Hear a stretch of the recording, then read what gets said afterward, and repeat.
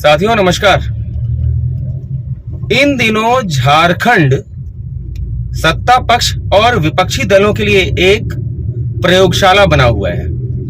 प्रयोगशाला इस रूप में कि यहाँ पर कानून व्यवस्था नाम की चीज रह नहीं गई है। आए दिन कुछ ना कुछ बड़ी बड़ी घटनाएं होती रहती हैं। आपको ध्यान होगा, हाल ही में भाकपा माले के आदिवासी नेता सुभाष मुंडा की उन्हीं के कार्यालय में घुसकर हत्या कर दी गई थी। और हालांकि पुलिस का दावा है कि उसने अपराधियों तक पहुंच बना ली है, बहुत सारी चीजें हैं, लेकिन यह समझा जा सकता है कि झारखंड सरकार और झारखंड सरकार के शासनकाल में यहाँ के अपराधी पूरी तरह निरंकुश हो चुके हैं। पूरी तरह कोई किसी पर कोई लगाम नहीं है। ऐसा लगता है जैसे मौजूदा सरकार, पिछली सरकार में भी अपराध कम नहीं थे, लेकिन इस सरकार में तो लगता है कि अपराध की बाढ़ आ रही है। कुछ समय पहले एक आंकड़ा साझा किया था विपक्षी पार्टियों की ओर से, जिसमें कहा गया था कि मौजूदा सरकार के 4 साल के कार्यकाल के दौरान ही जो सरकार बनी है, आदिवासियों की सरकार कहलाकर गरीबों गुरबों की मदद करने के लिए, और सबसे बड़ी बात महिलाओं की सुरक्षा, महिलाओं के सम्मान के नाम पर जो सरकार इस समय चल रही है, झारखंड मुक्ति मोर्चा, कांग्रेस और राष्ट्रीय जनता दल के गठबंधन की सरकार, इस सरकार के 4 साल के कार्यकाल के दौरान 5000 से अधिक बहन बेटियों की असमत लूटी गई, उन पर अत्याचार हुए, ये आंकड़ा जारी किया गया था।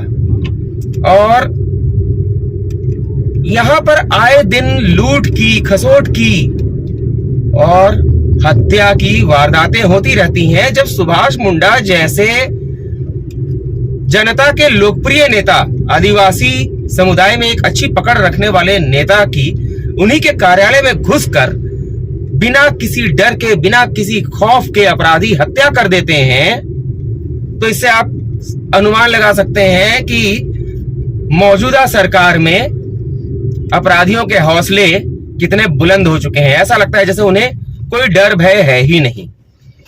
और हमारे मुख्यमंत्री महोदय विपक्षी गठबंधन INDIA का हिस्सा बनने के लिए कभी कहीं तो कभी कहीं जा रहे हैं।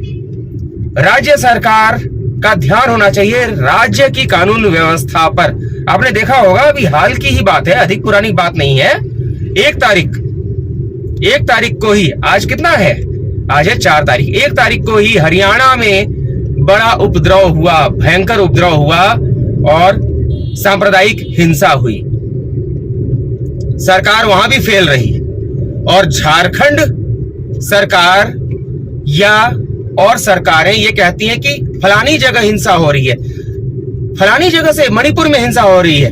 अरे कहां क्या हो रहा है, उससे अधिक आपको ध्यान देना है अपने राज्य सरकार, अपने राज्य के ऊपर। आपके राज्य में क्या हो रहा है, क्या यहां चलने वाला नागरिक अपने आप को सुरक्षित समझ रहा है?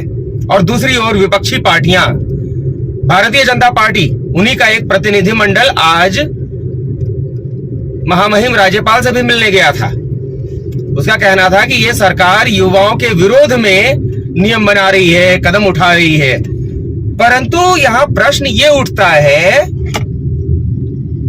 जब आपकी सरकार थी, भारतीय जनता पार्टी की सरकार थी, तो उस समय क्या किया गया? उस समय यहां कितने लोगों को रोजगार मिला या कितने लोगों को सुरक्षा की गारंटी मिली? केवल आरोप प्रत्यारोप, जनता के बीच उतरकर काम नहीं करना है। मौजूदा मुख्यमंत्री हेमंत सोरेन जी, आपसे भी सवाल है कि जब खुलेआम अपराधी घूमते हैं, यहां पर आपको लगातार मिल जाएंगी बाइकें, मिल जाएंगी गाड़ियां, मिल जाएंगी बिना नंबर प्लेट के घूम रही हैं गाड़ियां। जो भी बिना नंबर प्लेट का पकड़ा जाता है या दिखता है, वो आज के समय में आपको बता दें, वो अपने आप को झामुमो पार्टी का नेता बताता है। आपकी पार्टी का नाम लिया जाता है, कहा जाता है कि हेमंत सोरेन जी के साथ मेरे अच्छे संबंध हैं, तो क्या आपके साथ किसी के अच्छे संबंध हैं तो इसका मतलब ये माना जाए कि उसे कुछ गलत करने का लाइसेंस मिल गया है? यही बात विपक्षी पार्टी भारतीय जनता पार्टी के ऊपर भी लागू होती है कि क्या आपके नेता से जुड़ा हुआ कोई व्यक्ति इस तरह की हरकत करने के लिए लाइसेंसी हो जाता है?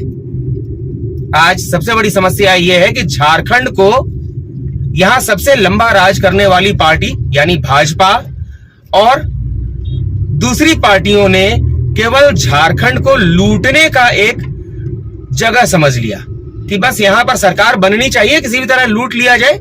यहां पर एक विधायक निर्दलीय विधायक यदि मुख्यमंत्री तक बन सकता है और उसके बाद घोटालों का अंबार लग जाता है, तो अनुमान लगाया जा सकता है कि झारखंड में क्या गोरख धंधा चल रहा है।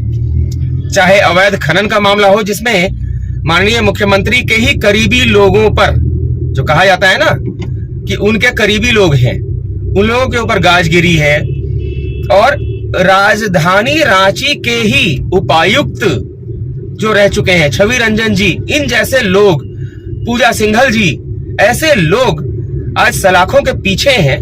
तो मतलब ऐसा लग रहा है कि कानून तो है ही नहीं, कौन इसका जवाब देगा? जनता सवाल पूछ रही है। जनता स्वाभिमान से जीना चाहती है, सुरक्षित होकर जीना चाहती है।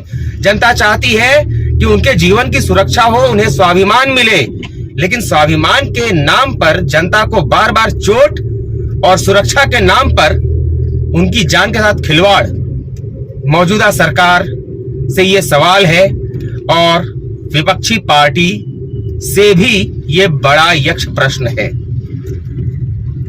जनता आपसे जानना चाहती है, आप जनता के लिए कब कुछ करेंगे? केवल राजनीति? बताइए जरा।